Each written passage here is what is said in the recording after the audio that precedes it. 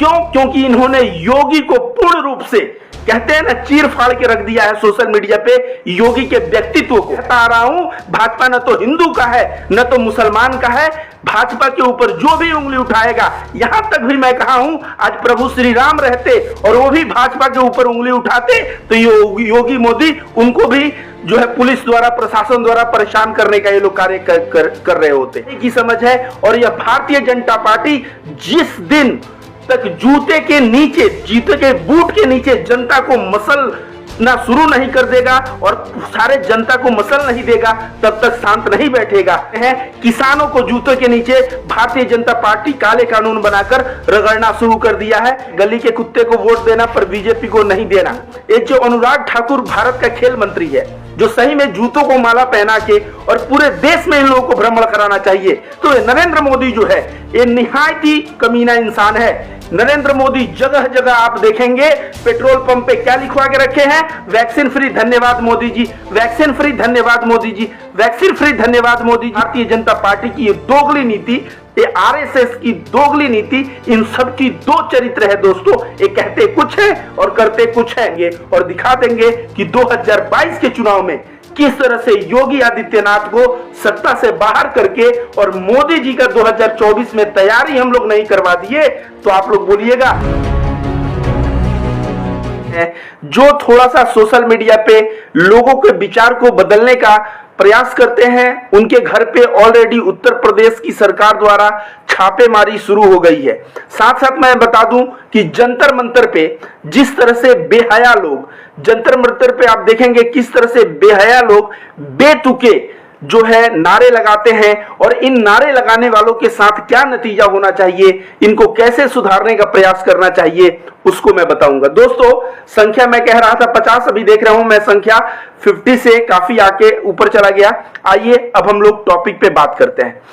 तो किसी भाई ने यहाँ इनवाइट के लिए भेजा है, मैं इनवाइट बाद में स्वीकार करूंगा आपका, पहले मैं अपने बातों को रख लूं। फैजल आलम लिखे हैं गुड इवनिंग फैजल आलम भाई, और ठकुरार लिखे हैं परमार जी जय भीम, एसके राजू लिखे हैं हाय। तो वीडियो को ज्यादा से ज्यादा मात्रा में शेयर करिए। मैं योगी आदित्यनाथ जो ट्वीट करके के माध्यम से सोशल मीडिया के लोगों को, जो इन्फ्लुएंसर है, थोड़ा सोशल मीडिया पे अपना प्रभाव रखते हैं, उनको किस तरह से धमकी देने का कार्य कर रहे हैं। इतना ही नहीं, जिस दिन वो धमकी देते हैं उसके नेक्स्ट दिन से छापेमारी शुरू हो जाती है, पुलिस सोशल मीडिया इन्फ्लुएंसर जैसे तमाम लोगों को खोजने पहुंच जाती है। इसके बारे में मैं बात करूंगा। और दूसरा, जो जंतर मंतर पे नारे लगे, इन नारों के ऊपर मैं चर्चा करूंगा कि ये किस तरह के लोग और इनके साथ क्या सुलूक होना चाहिए। संख्या बढ़ते जा रही है दोस्तों, वीडियो को ज्यादा से ज्यादा मात्रा में शेयर करें।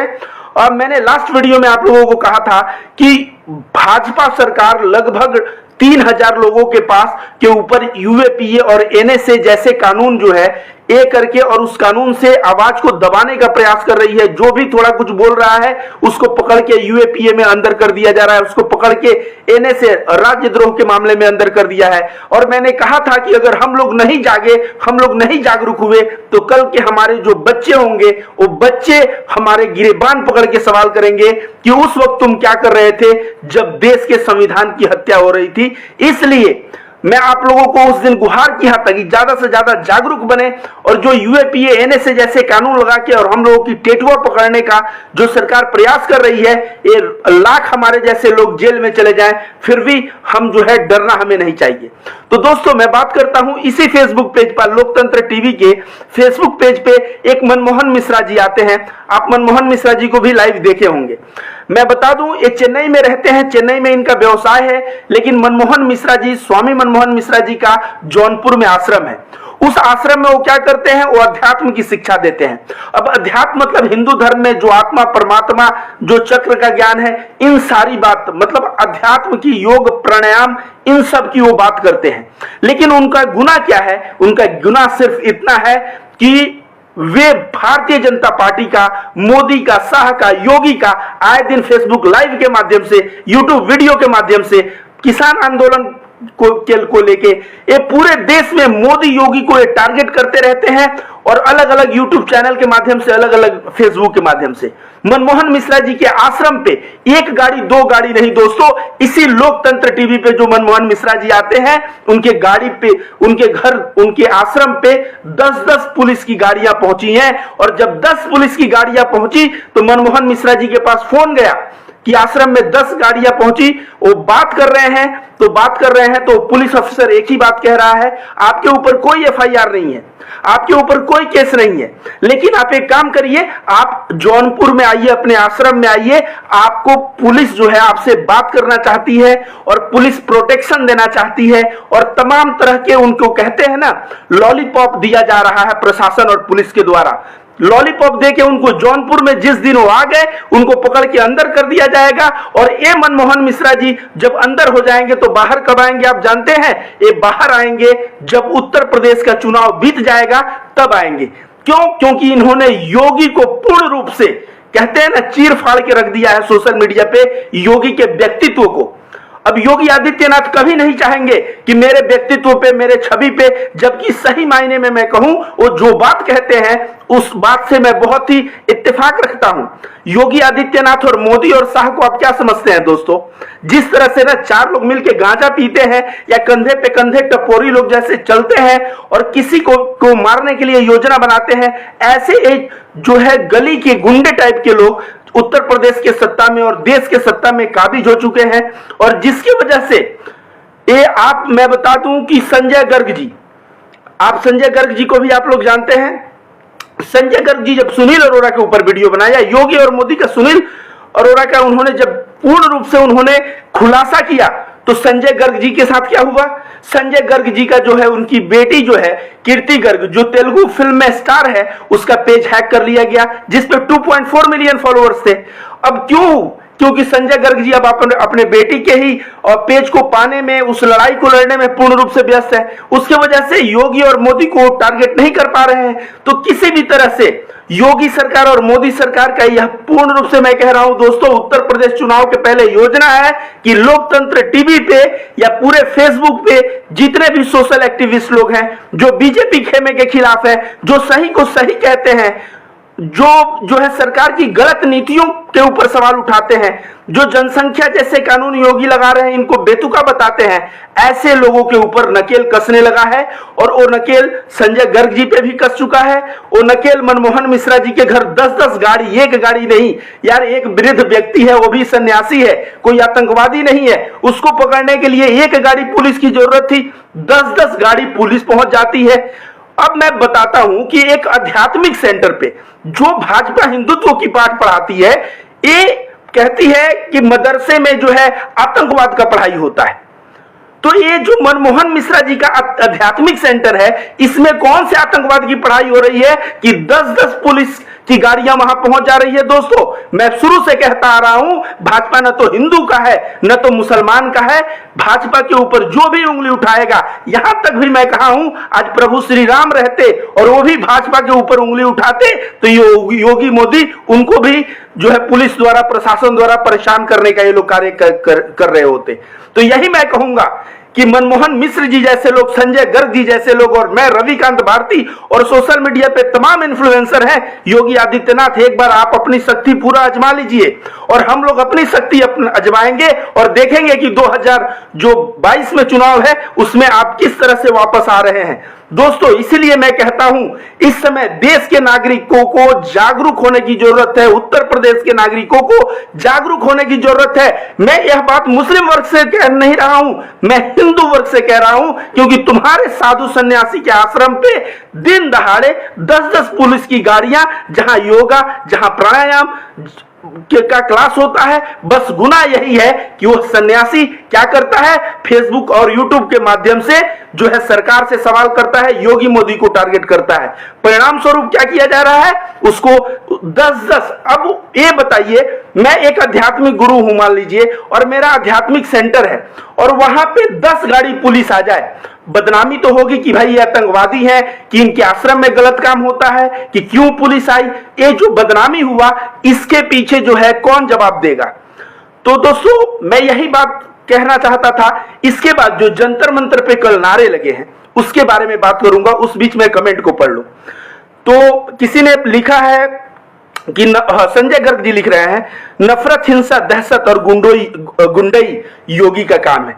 तो संजय गर्ग जी से मेरा अक्सर बात होते रहता है। संजय गर्ग जी, आप ये भी कह रहे थे कि भाजपा गवर्नमेंट को न तो डेमोक्रेसी की समझ है न तो लिबर्टी की समझ है, इनको समझ है तो तानाशाही की समझ है। और यह भारतीय जनता पार्टी जिस दिन तक जूते के नीचे, जूते के बूट के नीचे जनता को मसलना शुरू नहीं कर देगा और सारे जनता को मसल नहीं देगा, तब तक शांत नहीं बैठेगा।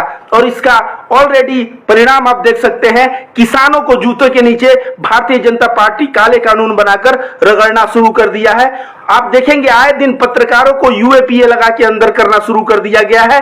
और वही कार्य उत्तर प्रदेश चुनाव के पहले यही योगी आदित्यनाथ क्या टाइप करते हैं, यही योगी आदित्यनाथ दोस्तों अपने ट्विटर पे लिखते हैं कि विपक्ष की पार्टी और कुछ सोशल मीडिया इन्फ्लुएंसर मिलके क्या कर रहे हैं। इस बहुत खूब जबरदस्त गुलाब भाई ने लिखा है, मोहसिन खान ने ऐसे हाथ भेजा है, हाय रविकांत जी किसी भाई ने लिखा है। तो दोस्तों वही मैं कहूंगा कि योगी आदित्यनाथ ट्विटर पे कहा कि विपक्षी पार्टी के लोग भारतीय जनता पार्टी के खिलाफ अफवाहें उड़ा रहे हैं। कुछ सोशल मीडिया इन्फ्लुएंसर जो है भारतीय जनता पार्टी के खिलाफ ये जो है अफवाहें उड़ा रहे हैं और इनके ऊपर एक्शन लिया जाएगा।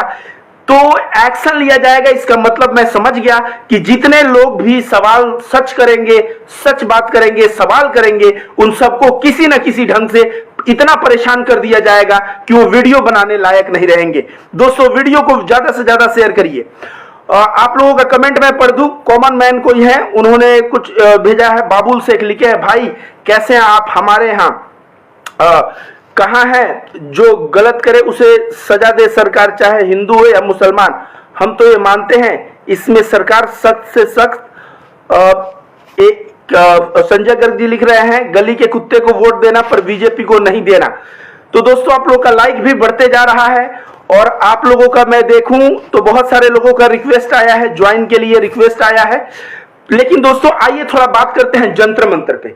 जंतर मंतर पे कल क्या हुआ है, जंतर मंतर पे कल नारा लगा है। और नारा क्या लगा है, नारा बहुत ही गंदा लगा है, उसको मैं अपने मुंह से नहीं बोल पाऊंगा, लेकिन आप सभी लोग जानते होंगे उसके बारे में। जो जंतर मंतर पे नारे लगाए हैं, उन्होंने कहा है कि मुल्ले काटे जाएंगे, राम राम चिल्लाएंगे।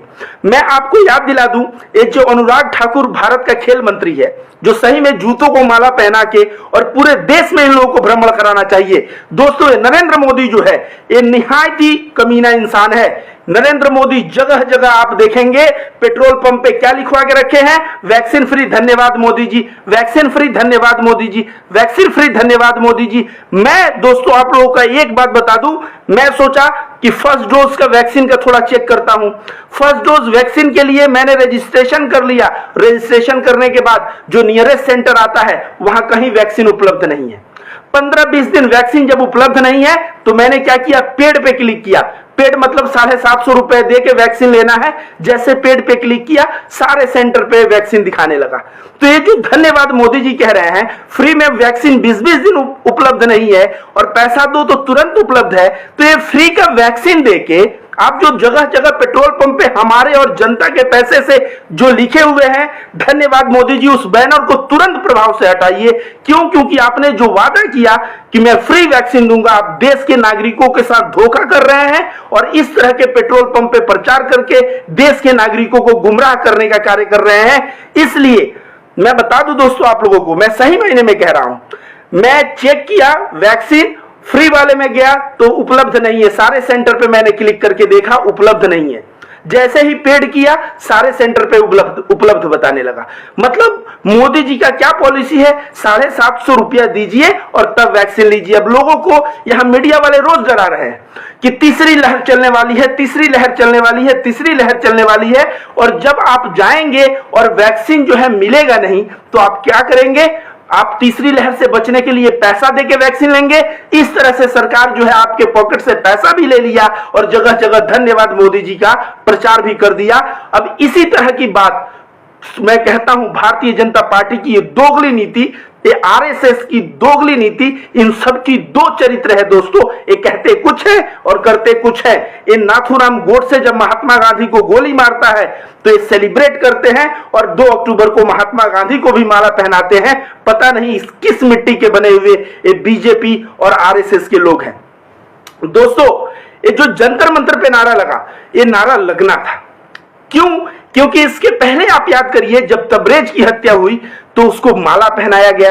जब सुबोध सिंह की हत्या हुई, सुबोध सिंह मुसलमानों को एक तरह से देखा जाए तो दंगे से बचाया था, उसके बदले में उनकी हत्या हो गई और उनके हत्यारे को माला पहनाया गया था। तो जब देश में हत्यारों को माला पहनाया जाएगा, ये देश का जो सबसे नीच खेल मंत्री जो है अनुराग ठाकुर, ये अनुराग ठाकुर क्या कहता है, देश के गद्दारों को गोली मारो सालों को। इस तरह का किसी केंद्रीय मंत्री का बयान होना चाहिए।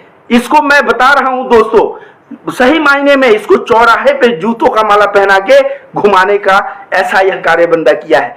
यह केंद्रीय मंत्री जो अनुराग ठाकुर है, जब इस बात को कहा, आपको पता है इसका ओहदा बढ़ा दिया गया।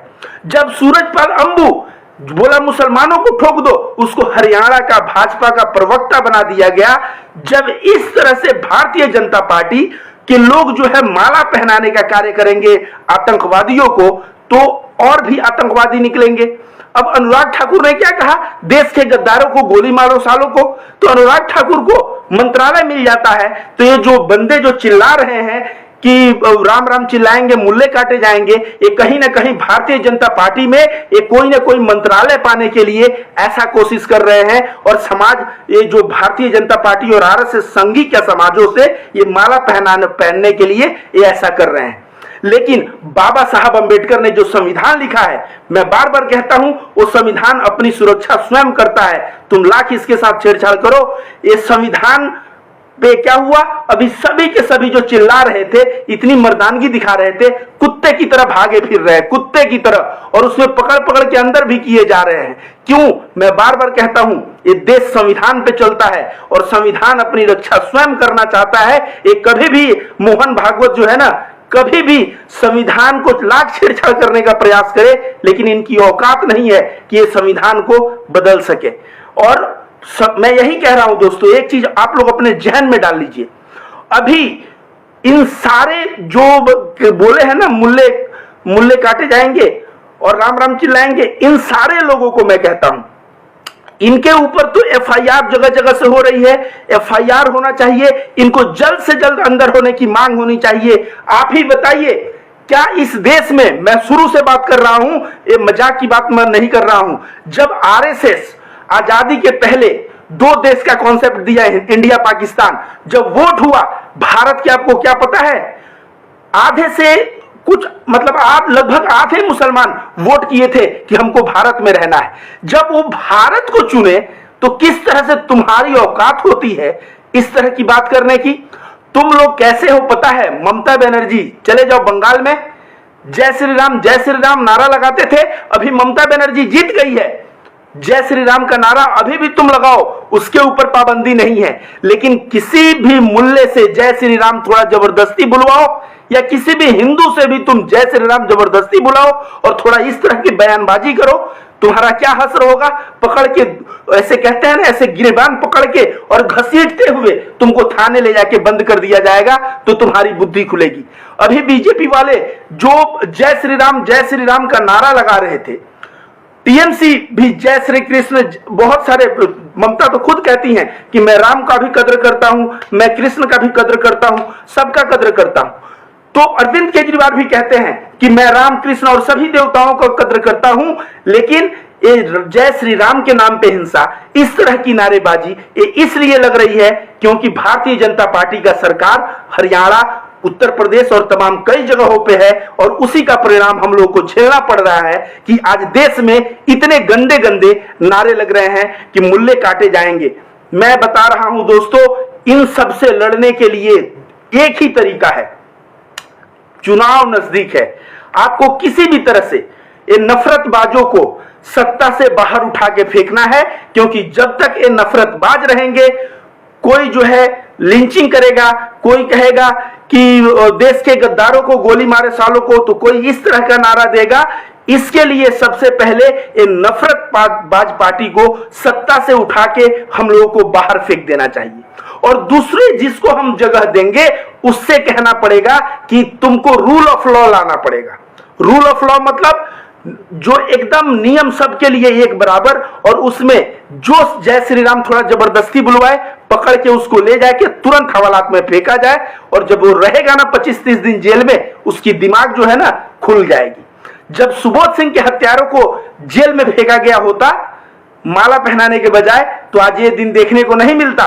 तबरेज के हत्यारे को जब जेल में फेंका गया होता, पहलू खान की हत्या हो जाती है और मुझे अखलाक की हत्या हो जाती है, और घर में पुलिस आता है तो पहले फ्रिज खोल के देखता है कि इसमें गाय का मांस है कि नहीं, और जो उसके पैरों तले जो इंसान का लाश पड़ा है वो इंसान का लाश इनको नहीं दिखता। अब इंसान का लाश क्यों नहीं दिखता दोस्तों, ये सोचिए, क्योंकि भारतीय जनता पार्टी की सरकार है, और भारतीय जनता पार्टी की सरकार हिंसा को बढ़ावा दे रही है राम के नाम पे। किसी भाई ने लिखा है गुड, एकदम सही बात कर रहे हैं जमील अहमद जी, आप लिख रहे हैं। और रोशन अली लिखे हैं सलाम है भाई आपको। मोहम्मद हमायू अली लिख रहे हैं झूठों ने झूठों से कहा है सच बोलो। खालिद इकबाल भाई ने कहा है राइट। जनाबुल इस्लाम भाई ने लिखा ओके वेरी गुड। तो इन्होंने जो भाई ने कहा है कि मोदी जी झूठों ने झूठों को कहते हैं सच बोलो, तो मोदी जी वो क्या कहते हैं, अब पुष्पेंद्र कुलश्रेष्ठ को देख लीजिए, वो क्या कहता है, एक नंबर का झूठा है पुष्पेंद्र कुलश्रेष्ठ, और इन लोगों को सिखाता है कि इस तरह का झूठ बोलो। और मोदी जी भी खुद आप देखिए तो झूठ बोलने में अगर अवार्ड किसी को मिले, ऐसा देख रहे हैं फेसबुक पे ट्रेंड चल रहा है कि अगर मोदी जी को ओलंपिक में झूठ बोलने की प्रतियोगिता में भेज दिया जाए तो ये अव्वल नंबर 1 आएंगे। ये जो ये नीरज जो जीते हैं ना, ये नीरज को पीछे छोड़ जाएंगे और बहुत आगे पहुंच जाएंगे। मैं बता दूं अमेरिका 180 मेडल जीता है लगभग, इतने मेडल जीत के भी मतलब आप देखेंगे तो एक माइकल फेल्प्स है, वो अकेले जो है अपने जीवन काल में 28 मेडल जीता है। कभी भी स्पीकर पे वहां का राष्ट्रपति बात नहीं किया, लेकिन ये नरेंद्र मोदी जो हमारे एथलीट्स गोल्ड मेडल जीत रहे हैं उसको भी आप देखेंगे तो भजाने का प्रयास इन्होंने दमखम से शुरू कर दिया है। अब देखेंगे 2022 के चुनाव में आप देखिएगा नीरज का एक तरफ फोटो रहेगा, एक तरफ योगी मोदी का रहेगा, और जैसे लगेगा कि ये नीरज चोपड़ा ने नहीं बल्कि मोदी जी ने वहां भाला थ्रो करके और जो है उन्होंने अवार्ड लाया। परवेज खान लिख रहे हैं सही कहा भाई रहमान, राइट भाई, सच बात है। विनोद सिंह जी कह रहे हैं, साकिर हुसैन कह रहे हैं थैंक यू वेरी मच, करीम पठान कह रहे हैं सलाम भाई, मोहम्मद जायूर अली कह रहे हैं गुड भाई। तो आप सभी लोगों का निरंतर कमेंट आते जा रहा है दोस्तों। मोहम्मद मंजर भाई लिख रहे हैं एक्सलेंट गुड, जब सिराज भाई लिख रहे हैं, मोहम्मद मजुमदार लिख रहे हैं गुड, तौफीक आलम ने लिखा है वेरी नाइस भाई, मोहम्मद एच हसन ने लिखा है वेरी गुड, कसीम सिद्दीकी ने कहा सही कहा आपने, शहजाद मुगी ने कहा सच बात है, हक बात है, ये आप लिख रहे हैं। यासिर ने लिखा है गुड, राइट भाई ने लिखा है, राइट भाई लिखे हैं सरूफ खान। अब्दुल अजीज भाई ने लिखा है नौकरी और काम करने वाले, वही मैं बता दूं ये नौकरी बहुत बड़ी बात आपने कहा दोस्त। आजकल देखेंगे सिगरेट पीते, गांजा पीते, चाय पीते और एक जगह बैठ के गप्पे मारते बहुत तमाम तरह के अंधभक्त जो मिल जाएंगे, जो युवा बेरोजगार है। बेरोजगारी और विकास की इस बात देश तो भूल ही गया है कि देश रोजगार मांगे, देश जो है ये मांगे। देश में इतना नफरत फैल रहा है कि अभी देश केवल चाह रहा है कि सुरक्षित हो जाए इन दंगाइयों के हाथ से। अगर देश सुरक्षित हो जाए तो फिर उसके बाद विकास मुद्दा रहेगा। भारतीय जनता पार्टी ने ऐसे किया कि अभी विकास मुद्दा ही नहीं है। सैयद भाई आप तो करेक्ट बात करते हो भाई, आपने लिखा है सैयद भाई, आप सभी का बहुत बहुत धन्यवाद जितने लोग कमेंट कर रहे हैं। सरूफ खान भाई I am here in Dubai, Shahzad Mughlai लिख रहे हैं live very good work brother, किसी भाई ने लिखा है। तो इस तरह से आप सभी लोगों का कमेंट बढ़ते जा रहा है। दोस्तों मैं आप सभी लोगों से यही बात अगर मैं कहूं कि दिन और रात कहना हो तो दिन और रात कहूंगा, पिछले 6 महीने से कह रहा हूं। और जिस तरह से योगी मोदी ने देश में सत्ता, आप बताऊं मैं बंगाल में क्या हुआ था, बंगाल में दुर्गा पूजा बुर्खा पहन के औरतें जो है घूमती थी, मर्द घूमते थे, मुसलमान जो है घूमते थे जिनकी दाढ़ियां थी। 2019 में भाजपा ने बंगाल में लगभग 20 के आसपास लोकसभा सीट जीत गया। उसके बाद क्या हुआ, दंगा का एकदम इन लोगों ने प्रयास किया और दुर्गा पूजा देखा जाए तो 2019 में पंडाल में मुस्लिम कहते हैं कि अब हमको जाने में ये लगता था कि जाएंगे तो हिंदू हमें बुरी नजर से देखेंगे या हमारे साथ कहीं मारपीट करने लगेंगे, लेकिन ममता बनर्जी को उन्होंने लौटाया। अब विकास की बात क्या होगी ममता गवर्नमेंट में, वो बाद की बात है। वो लोग कहते हैं एटलीस्ट सुरक्षित है, अब हम लोग दुर्गा पूजा सही से घूम पाएंगे। इस तरह की संघी मानसिकता, इस तरह की बीजेपी की मानसिकता, इस तरह की मुसलमान विरोधी मानसिकता, इस तरह की अल्पसंख्यक विरोधी मानसिकता इस देश में कब तक चलेगी? देश बर्दाश्त नहीं करेगा। मैं बता दूं, मेरे जितने भी कमेंट कर रहे हैं भाई, ये सभी यही बार बार कह रहे हैं कि देश बर्दाश्त नहीं करेगा। अनीस खान ने लिखा है वेरी नाइस, शकीर हुसैन ने लिखा, आरिफ भाई ने अपना कांटेक्ट नंबर छोड़ा है, मैं बात करूंगा आपसे कल। करीम पठान भाई ने पुष्पेंद्र के बारे में कुछ लिखा है, ऊपर चला गया, बहुत सारे कमेंट आ रहे हैं। असगर अली लिखे हैं वेरी गुड, शहजाद मुगल आपने ऐसा आप ऐसा ही बोलते रहो। शहजाद भाई कह रहे हैं जी शहजाद भाई मैं हमेशा बोलता रहूंगा, जिस दिन ये बोलना छोड़ दिया आप समझ लेना रविकांत भारती दुनिया में नहीं है, नहीं तो मैं जीते जी इस बात को 1000 बार कहूंगा और कहता रहूंगा। और मैं तो अच्छे अच्छे लोगों को जग्गी वासुदेव सदगुरु हैं, बहुत अच्छे आध्यात्मिक गुरु माने जाते थे, लेकिन मैं देख रहा हूं कहीं ना कहीं मोदी और योगी उनका वो भी करने लगे हैं। मैं इसके ऊपर स्पेशल बात करने वाला हूं दोस्तों आप लोगों से।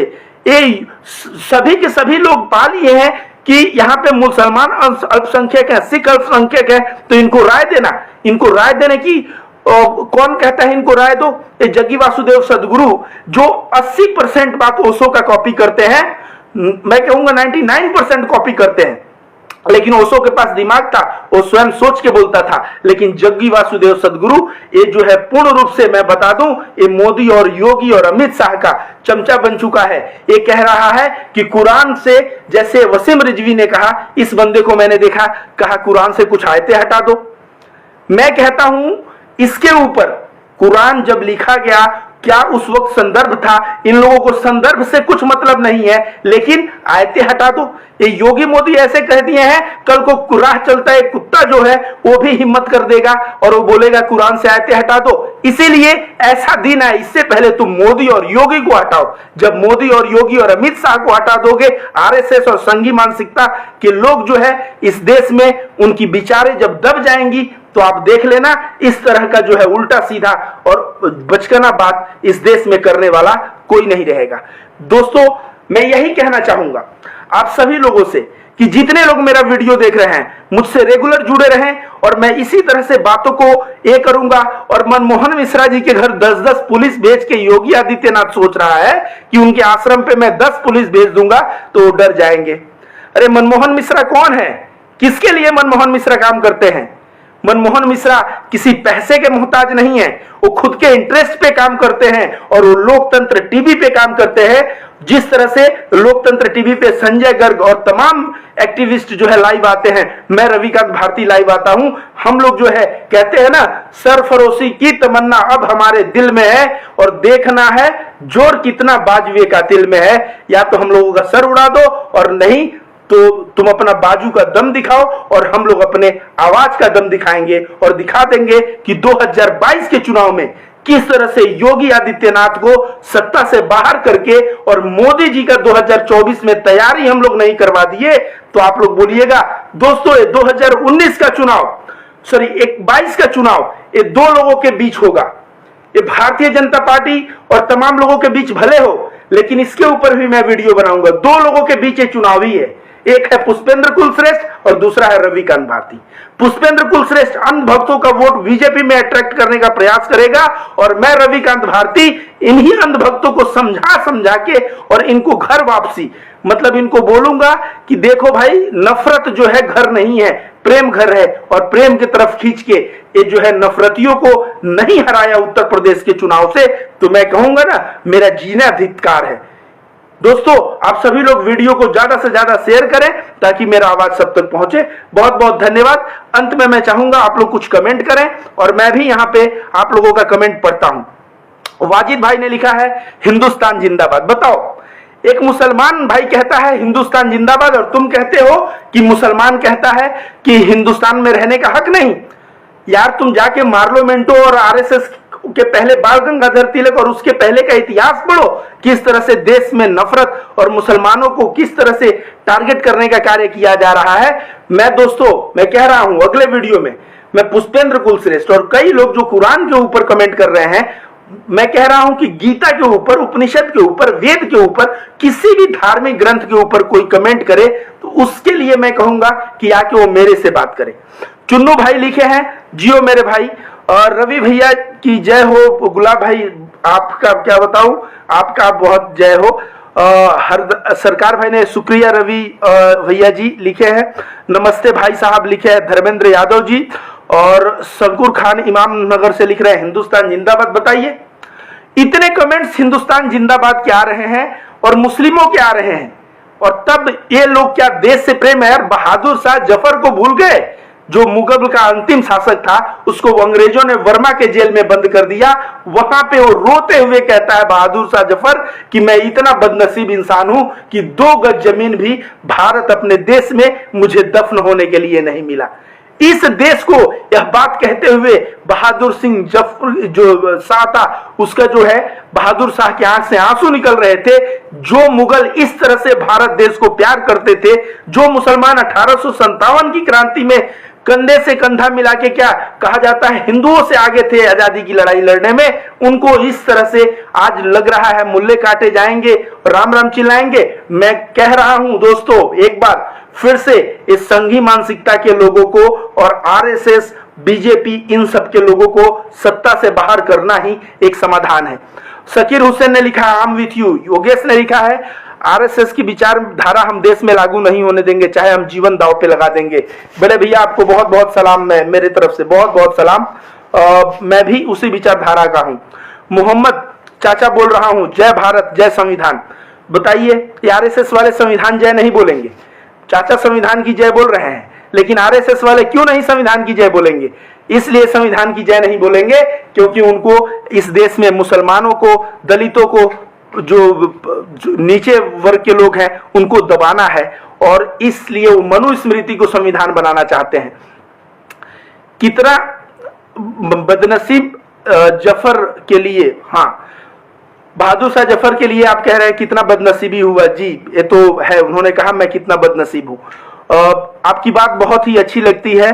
शोएब अंजू भाई ने लिखा है और मोहम्मद सारिक भाई ने लिखा है हिंदुस्तान जिंदाबाद। तो आप देख सकते हैं भक्तों के मुंह पे किस तरह से तमाचा पड़ रहा है। और दोस्तों मैं बता रहा हूं उत्तर प्रदेश का चुनाव मैं फिर से कह दूं, रविकांत भारती वर्सेस पुष्पेंद्र कुलश्रेष्ठ होगा। उत्तर प्रदेश का चुनाव जो है, कभी भी आप इस भ्रम में मत रहिए कि उत्तर प्रदेश का जो चुनाव होगा वो बीजेपी, सपा या एएमआईएम पार्टियों में होगा। ये विचारधारा की लड़ाई है, और मैं रविकांत भारती पुष्पेंद्र कुलश्रेष्ठ को और उसके भक्तों को सही में नंगा करूंगा और लोगों को अच्छी बुद्धि देके उनको बदलने का कार्य करूंगा। जय हिंद, आई एम प्राउड ऑफ यू। भाई ने लिखा है शोएब, बहुत सारे कमेंट्स आ रहे हैं दोस्तों, मैं क्षमा चाहूंगा कि मैं इतने कमेंट्स को जो है पढ़ भी नहीं पा रहा हूं। सर ये हिंदू मुस्लिम बीजेपी जब से आई है तब से ही शुरुआत हुआ है। कौन कह रहा है? अनुरुल हक भाई कह रहे हैं जी। और अनुरुल हक भाई देखिए नीचे क्या लिखा है, राम राम सर। राम राम सर मतलब जानते हो अंधभक्त तो क्या होता है? राम, तुम लोग जय श्री राम बोलते हो, और राम राम मतलब पता होता है क्या होता है? राम राम हम लोग बोलते हैं किसी से मिलते हैं राम राम जी। राम राम जी मतलब आपके अंदर भी राम, मेरे अंदर भी राम, मतलब भगवान आपके अंदर भी, आप भी। तो सामने वाले को भगवान के लिए राम राम शब्द का इस्तेमाल किया जा रहा था। उस शब्द को तुम लोग इतना गंदा किए, इतना गंदा किए जिसका कोई सीमा नहीं। I am proud to be Indian. देखिए शकीर हुसैन भाई ने लिखा है, सैयद मोहम्मद आरिफ भाई ने लिखा है अपना देश जिंदाबाद और गो बैक बीजेपी।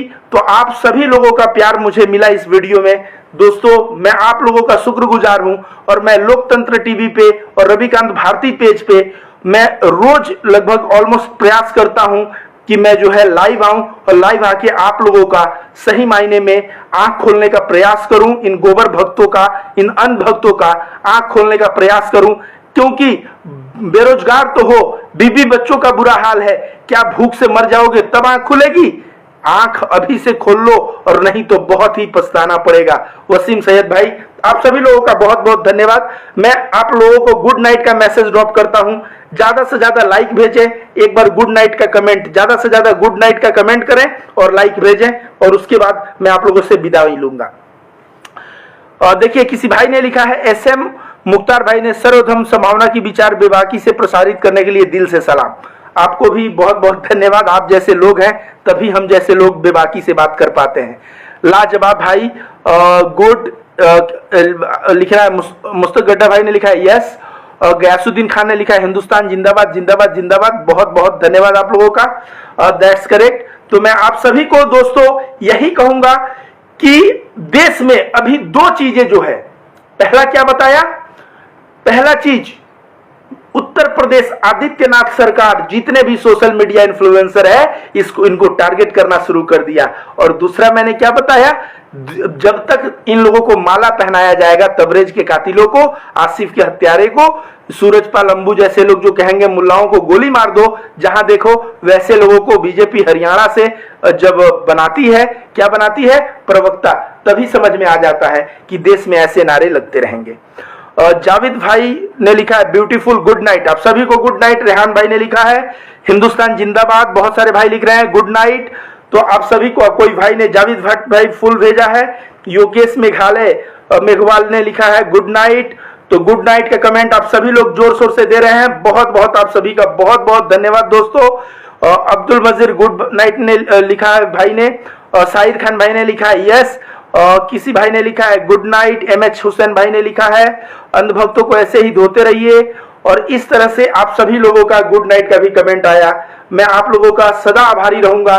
मेरे बातों को ज्यादा से ज्यादा बढ़ाने में दोस्तों मदद करिए। और मैं आने वाले समय में हिंदू, मुस्लिम, सिख, ईसाई इन सभी धर्म ग्रंथों को भी लेके, जो लोग कह रहे हैं गीता में ये बदल दो, कुरान में फलाना बदल दो, तो कुरान गलत है, तो गुरुद्वारा का जो है गुरु ग्रंथ साहिब ये कर दो, इन सब का मैं आंख खोलने का प्रयास करूंगा। और मैं जो भारत के संविधान में फ्रीडम ऑफ रिलीजियस बिलीव है, फ्रीडम ऑफ रिलीजियस बिलीव की बात करूंगा। इसी के साथ मैं आप लोगों का विदा लेता हूं दोस्तों। बहुत बहुत धन्यवाद।